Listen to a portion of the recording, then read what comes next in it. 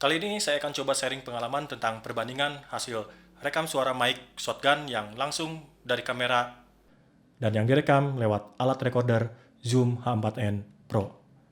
Bisa didengarkan, karakter suaranya sangat berbeda. Halo semuanya, saya Gunipe. Selamat datang di channel yang berisi tentang sharing pengalaman hobi-hobi saya di bidang perkameraan, audio, ataupun traveling. Sebelum lanjut, kalau tertarik dengan konten seperti ini, jangan sungkan untuk subscribe terlebih dahulu.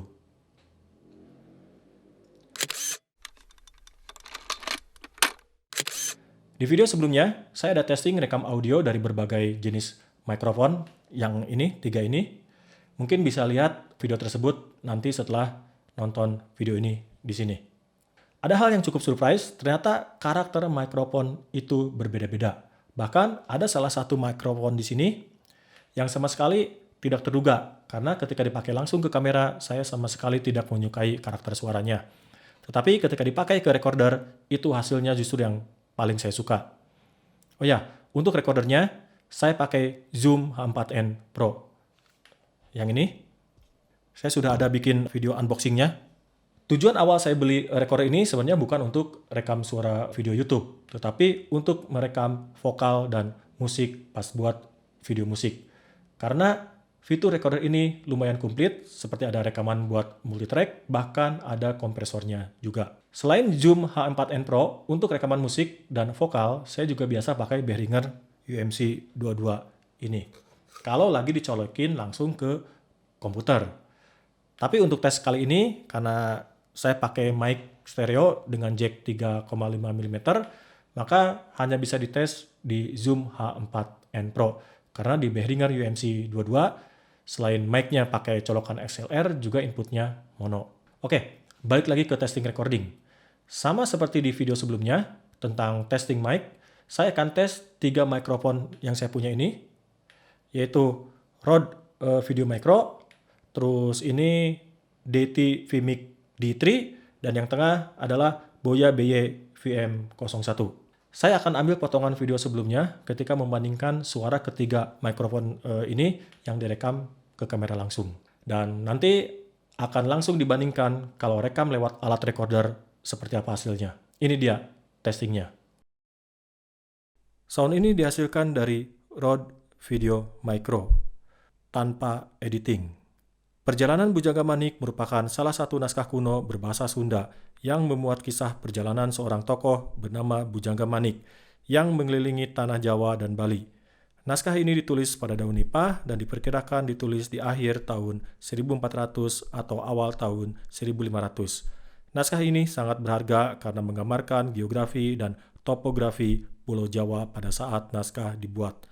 Sebagian besar dari nama-nama tempat tersebut masih digunakan atau dikenali sampai sekarang.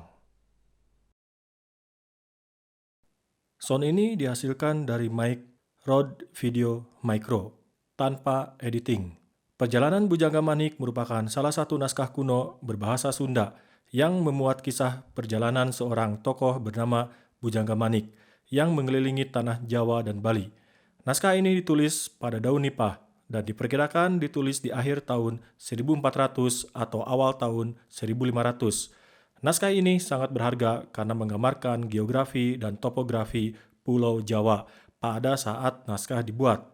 Sebagian besar dari nama-nama tempat tersebut masih digunakan atau dikenali sampai sekarang. Sound ini dihasilkan dari mic Boya tanpa editing. Perjalanan Bujangga Manik merupakan salah satu naskah kuno berbahasa Sunda yang memuat kisah perjalanan seorang tokoh bernama Bujangga Manik yang mengelilingi tanah Jawa dan Bali. Naskah ini ditulis pada daun nipah dan diperkirakan ditulis di akhir tahun 1400 atau awal tahun 1500. Naskah ini sangat berharga karena menggambarkan geografi dan topografi Pulau Jawa pada saat naskah dibuat. Sebagian besar dari nama-nama tempat tersebut masih digunakan atau dikenali sampai sekarang. Sound ini dihasilkan dari mic Boya tanpa editing. Perjalanan Bujangga Manik merupakan salah satu naskah kuno berbahasa Sunda yang memuat kisah perjalanan seorang tokoh bernama Bujangga Manik yang mengelilingi tanah Jawa dan Bali. Naskah ini ditulis pada Daunipa dan diperkirakan ditulis di akhir tahun 1400 atau awal tahun 1500. Naskah ini sangat berharga karena menggambarkan geografi dan topografi Pulau Jawa pada saat naskah dibuat. Sebagian besar dari nama-nama tempat tersebut masih digunakan atau dikenali sampai sekarang. Sound ini dihasilkan dari Mike DT tanpa editing. Perjalanan Bujangga Manik merupakan salah satu naskah kuno berbahasa Sunda yang memuat kisah perjalanan seorang tokoh bernama Bujangga Manik yang mengelilingi tanah Jawa dan Bali. Naskah ini ditulis pada Daunipa dan diperkirakan ditulis di akhir tahun 1400 atau awal tahun 1500. Naskah ini sangat berharga karena menggambarkan geografi dan topografi Pulau Jawa pada saat naskah dibuat. Sebagian besar dari nama-nama tempat tersebut masih digunakan atau dikenali sampai sekarang. Sound ini dihasilkan dari Mike DT tanpa editing. Perjalanan Bujangga Manik merupakan salah satu naskah kuno berbahasa Sunda yang memuat kisah perjalanan seorang tokoh bernama Bujangga Manik yang mengelilingi tanah Jawa dan Bali. Naskah ini ditulis pada Daunipa dan diperkirakan ditulis di akhir tahun 1400 atau awal tahun 1500. Naskah ini sangat berharga karena menggambarkan geografi dan topografi Pulau Jawa pada saat naskah dibuat. Sebagian besar dari nama-nama tempat tersebut masih digunakan atau dikenali sampai sekarang. Kalau dari hasil kesimpulan dan pengalaman pakai mic ketiga mic ini, yang sama sekali nggak akan dipakai lagi sih si Boya VM01 ini. Lalu DT vMic D3 akan saya pakai untuk konten-konten di video YouTube kalau saya rekam pakai Zoom H4n Pro.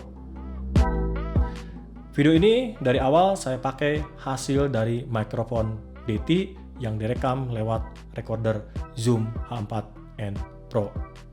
Tetapi ada editing dikit, dinormalisasi dan voice leveling supaya volume suaranya lebih merata. Lalu si Rode Video Micro ini buat saya seperti all around microphone ya. Mikrofon ini walaupun salah satu mikrofon termurah yang dikeluarkan oleh Rode, tapi secara fungsi sangat kepakai di segala situasi. Apalagi ketika traveling. Mic ini benar-benar sangat diandalkan. Untuk konten video YouTube seperti ini juga sebenarnya mic Rode Video Micro ini buat saya sangat layak. Bahkan bisa menggantikan si DT ini. Apalagi kalau tidak memakai recorder, sudah pasti opsi terbaik dibandingkan si DT adalah Rode Video Micro ini. Kalau disuruh pilih salah satu mic di antara ketiga mic tersebut, saya pilih Rode Video Micro. Apalagi kalau sudah dibandingkan dengan harganya. Harga Rode Video Micro ini jauh lebih murah dibanding harga si mic DT ini. Mic DT ini harganya bisa sampai 3 kali lipat lebih dibanding Rode Video Micro. Yang paling saya nyesel beli DT adalah quality controlnya tidak bagus. Kebetulan dapat copy barang yang cacat di mana jack TRS-nya tidak bisa dipakai kecuali kalau dicolokkan sejauh 3/4-nya. Dan ini annoying banget. Setiap kali saya pakai mic DT ini saya harus meraba-raba dicolokkan ini. Kalau dicolokin full itu nggak akan nyala. Harus dengan hati-hati mungkin sekitar 3/4-nya lah masuk baru bisa. Oke, sekian dulu video kali ini. Terima kasih sudah nonton. Sampai jumpa dan jangan lupa like, komen, dan subscribe buat mantengin video lainnya. Oke, bye.